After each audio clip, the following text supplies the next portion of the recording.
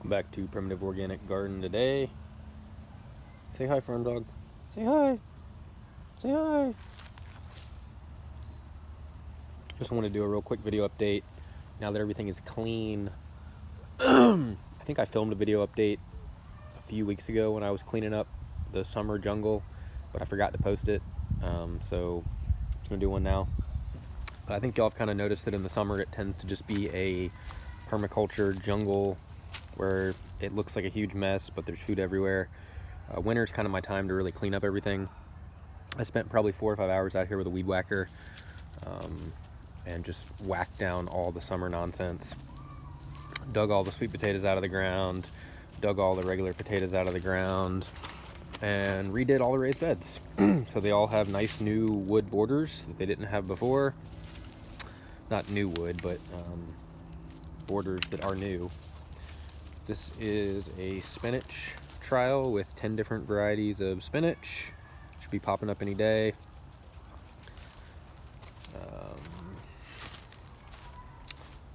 This is an area where I had sweet potato vines all summer. This has now been completely cleaned and was planted with beets for the winter. It should all be beets very soon. They should be popping up any minute. This was more sweet potatoes and a massive infestation of blackberry vines. This is now going to be carrots for the winter. Planted those about 7 days ago. They should be popping up anytime. This was also a massive infestation of blackberry vines. Now it's going to be a compost pile for the next year. These are the remainder of the blackberry vines that I spared rather. I'm going to let these kind of climb the fence here. But yeah, all these blackberries that you see right here, all of those had managed to spread all the way through here. Now, like I said, it's going to be carrots and beets, so much cleaner. The blackberries were all over here too, taking over the path. Had to whack down a lot of comfrey. This is the comfrey that's left over. I probably whacked down 80% of it with the weed whacker. So like I said, this was just a huge mess all summer, and now it's going to be nice and neat and clean and tidy for winter, like a little English garden. This is going to be lettuce for the winter. There's some mustard plants that managed to over summer despite the heat. Those are pretty tasty. This is all planted in onions and garlic for the winter. A lot of the garlic's already up. Some of the onions over there, I don't know if you can see them. Let me get a little closer. These are all onions I started from seed, not from sets. More garlic and radishes. I have some potatoes that I'm going to dig out of here in the next day or two, and then I'll probably plant this with, I don't know, some more beets or something like that. Kind of want to keep this short. We can do a full tour maybe later this week, although we're expecting some extreme cold temperatures. We're thinking about getting down to 24, 25 here, which is in the negatives on the Celsius scale. That's almost unheard of around here.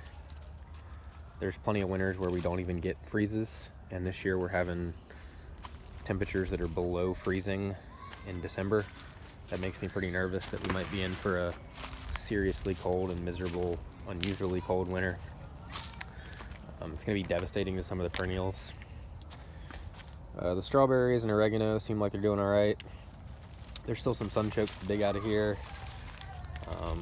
This is the biggest crop of sunchokes this year. I haven't dug any of those yet. I'm going to let them go through that real hard freeze in the next couple days so that they sweeten up, convert some of that inulin to fructose, make them more palatable and easier to digest and extract calories from. Cool little purple kale. Had some caterpillar damage, but like I said, the cold temperatures probably take care of that. As always, there's leeks and carrots and buckets. This citrus tree is probably gonna die. I got dill. The arugula is starting to do good now that it's getting cold.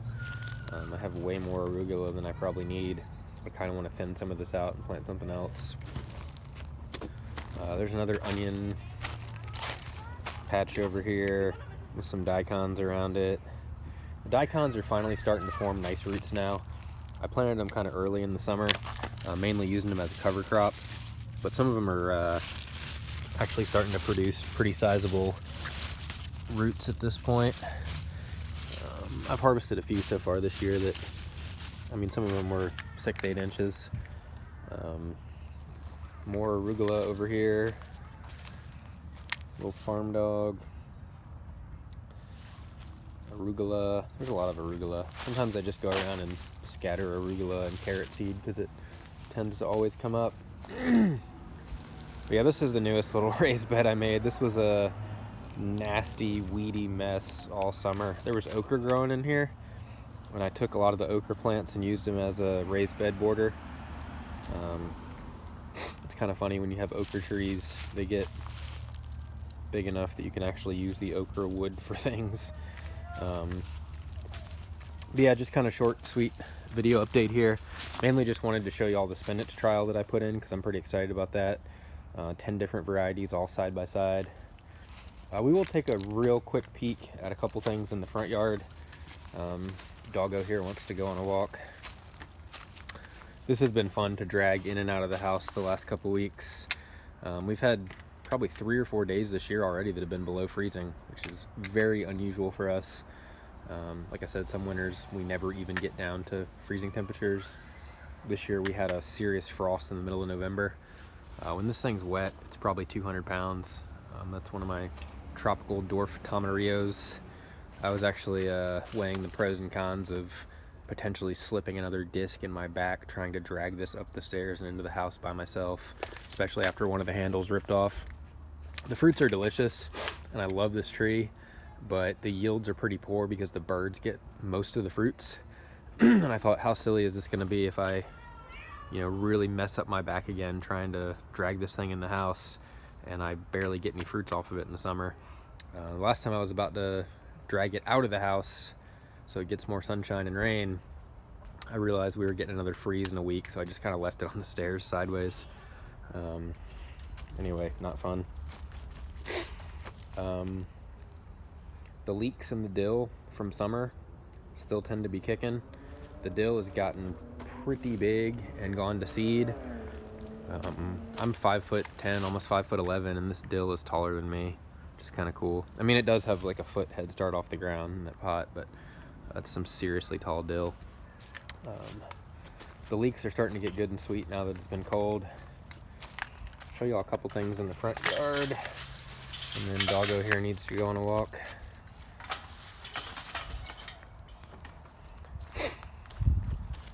Made this little raised bed out of a pallet earlier this year and just filled it with like really junk topsoil from the hardware store. Seems to be doing fine, although this one little spinach plant got a disease or something. Yeah, that's spinach, onions, and cilantro. Onions and cilantro. Some new cool varieties of kale. This was potatoes. I think it's going to be carrots now. Really cool variety that's similar to dinosaur kale. Some more leeks, more onions. Started from seed, not from sets. Really cool kale here with pink in the stems. New olive tree I just got. This kale was planted by my best friend back in like March. Look at the size of that. That's a pretty serious kale plant. It managed to over summer. That's not typical here to see kale go through the entire summer. It was full of caterpillar holes all summer. It also looked pretty sad. It wilted most of the summer, but now that we're down to cold temperatures, this thing's looking great. Yeah, this plant's 10 months old. Survived caterpillars, survived the heat of summer. I think it's a collared kale hybrid, to be honest. Most kales aren't quite that summer hardy. Recently stuck a couple purple kales in the front yard just to kind of give the middle finger to the landlord. That one's solid purple. This one's a little bit less purple, but still pretty cool to look at.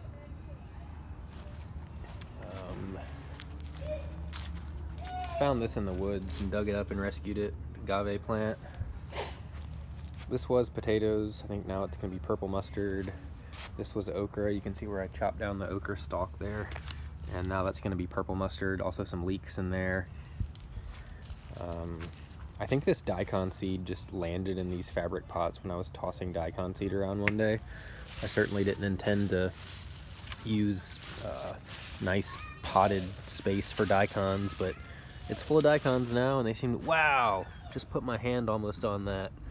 That looks like a small male wolf spider, but still fairly scary, especially since I just had my hand like right there, and that would have probably been a painful, potentially venomous bite. Fun. But yeah, there's quite a few daikons in here that are ready to harvest. I've been eating the greens off of these primarily, but there's definitely roots in there. Dog! There he is! There he is! Another plant that my best friend planted back in March. This one's even bigger than the kale. This is a mustard. Look at that glorious mustard plant. This bed has been thoroughly weeded. It was infested with dollarweed this summer. Dollarweed's really nasty, and it reproduces by these thick underground rhizomes, so you can't mulch it out. The only way to get rid of it is to like till it out. I try to do a no-till or at least a low-till model most of the time. But like I said, you can't mulch out dollarweed. It thrives in mulch. So I didn't have a tiller, but I got down on my hands and knees and literally just spent like 2 hours pulling all the dollarweed out of here. And as soon as I got the dollarweed out, I instantly threw down tons of radish and carrot seed. I think I put cilantro seed in here too. So I'm basically just trying to occupy every inch of soil so that the dollarweed is starved of light. But you can still see there's dollarweed in here. I mean, it's almost impossible to get rid of once you have it. I thought I got every single tuber out of, or not tuber, every single rhizome out of here, but perhaps not quite everyone. There's also some potatoes in here that need to be dug. All the bell peppers from the summer got killed by the frost, even though I put a cloth on them or a blanket or something on them. It wasn't quite enough. It's interesting that some of these daikons are just content to be microgreens, while others have insisted on making pretty large roots. Here's one that's got a decent root on it. But yeah, not sure what I'm gonna do with this in the spring. It was potatoes last spring, still got some potatoes in it, and then peppers in the summer. So it needs to have something planted in it that's not from the Solanaceae nightshade family.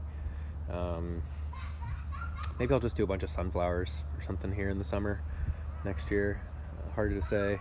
It is pretty prime real estate because it gets a lot of sun. It's right in the front yard. But at the same time, there is a dollarweed problem now, so I don't want to plant anything in here unless it's going to be something pretty vigorous.